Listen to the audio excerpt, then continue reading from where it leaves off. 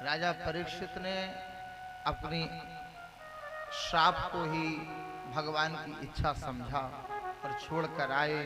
सुखदेव जी से पूछा क्या करें प्रभु, अब मुझे 7वें दिन मरना है। बोले बड़ा श्रेष्ठ प्रश्न किया है तुमने। अच्छा, वो प्रश्न श्रेष्ठ है, मरने के विषय में पूछा है। यहाँ लिखा है बरिया नेस ते प्रश्न, क्या वो प्रश्न श्रेष्ठ है?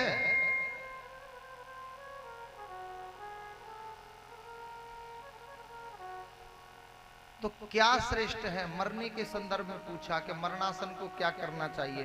बोले बहुत अच्छा प्रश्न है। सुखदेव जी कह रहे हैं क्योंकि वो हम सबका प्रश्न है।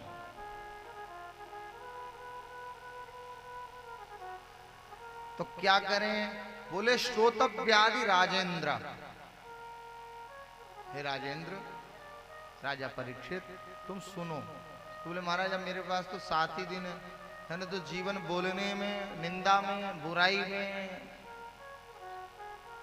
इधर उधर की बातों में बिता दिया, अब तो कुछ बचा नहीं। तो बोले मांडव्य ऋषि ने तो अपना 1 घड़ी में ही मुक्ति कर ली थी। अच्छा, हमारी आयु मान लो कि एक मानव की आयु 100 वर्ष है, तो 100 वर्ष में से 50 वर्ष तो रात्रि में चले गए, और 50 वर्ष में से अब 8 घंटा ईमानदारी से ड्यूटी करनी होती है। 12 घंटे ही तो बचे। तो 12 घंटे में से 8 घंटे में 1 घंटा आना जाना, 10 घंटा कमाने में बिता दिए। बाकी कितने बचे? 2 घंटे बचे। अब उस 2 घंटे में हमें निंदा भी करनी है, बुराई भी करनी है, आस पड़ोस घर गृहस्थी की बातें भी करनी है, जीवन भी जीना है, स्त्रियों को अपने पतियों को हड़काना है, उसके लिए भी तो स्पेशल टाइम चाहिए है? तो बात अब समय भगवान के लिए बचा कितना?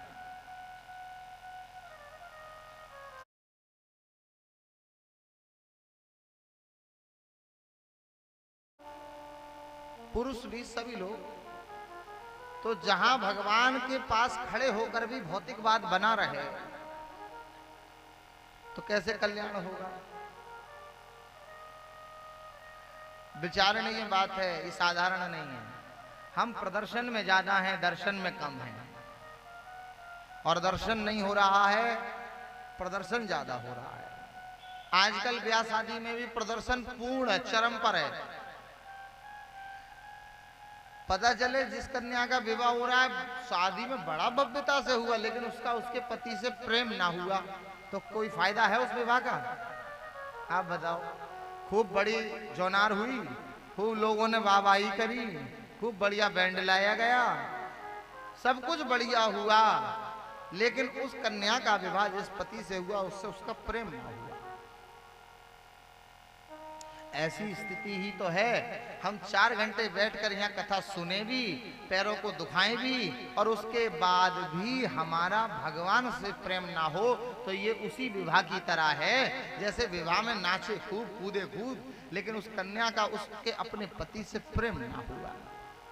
कथाओं का उद्देश्य, भगवान के यज्ञों का उद्देश्य, धर्म का उद्देश्य केवल इतना है कि भगवान में प्रीति बढ़े। तो प्रीति का खेल है। राजा को समझाया कि राजा, इस संसार में तुम भगवान का दर्शन करो। अच्छा, मंदिर में भगवान किस किस को नजर में आते हैं? मंदिर में तो भगवान दिखते हैं। वो भगवान किसने बनाए हैं? किसी मानव ने बनाए। प्रतिष्ठा भी किसी ब्राह्मण ने, हम जैसे ने की। अब उसमें तो तुम भगवान देख लेते हो, लेकिन आपको किसने बनाया? भगवान ने बनाया। आप में प्राण किसने डाले? भगवान ने डाले। लेकिन आपस में एक दूसरे में भगवान नहीं दिखते। यही तो माया है।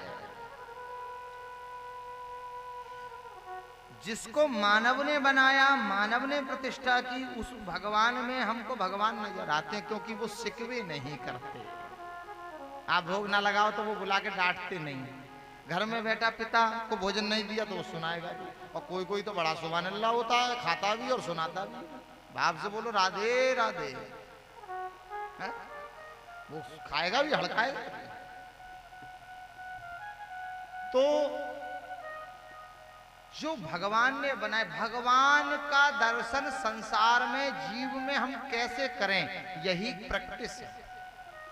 राजा परीक्षित को सुखदेव जी कह रहे हैं कि तुम जीव मात्र में भगवान को देखो। तो प्रैक्टिस है ये। पहले तो मंदिर में भगवान देखो, फिर बालकों में भगवान देखो, फिर ब्राह्मणों में, बाल संतों में, उनमें भगवान ढूंढो। ब्राह्मण आए तो मस्तक झुकना चाहिए। और ये चक्कर छोड़ो छोटे बड़े वारों, सब ऋषियों की संतान है। और ये आधे ब्राह्मण तो यही मारे बेचारे बिखरे भए हैं। चाणक्य ने लिखा है कि अगर ब्राह्मणों में एकता हो जाए तो ये पूरे विश्व पर कब्जा कर सकते हैं, लेकिन होगी नहीं। हर पार्टी में मिलेंगे ये तुम्हें, है? राजनीतिक पार्टियों में हर जगह, लेकिन जलवा कायम। कहने का विचार ये है कि ब्राह्मण देह हमको पद प्रतिष्ठा पाने के लिए नहीं मिली है। इसका उद्देश्य है कि हमारी पहचान धर्म से है, हमारी पहचान भगवान से है। आजकल ब्राह्मण कहते हैं हम पंडिताई नहीं जानते। अरे तो तुम नहीं जानते, खुद तुम्हारे ऋषियों ने तो की होगी।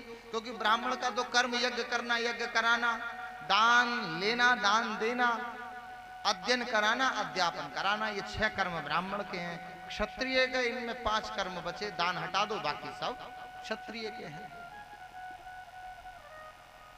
तो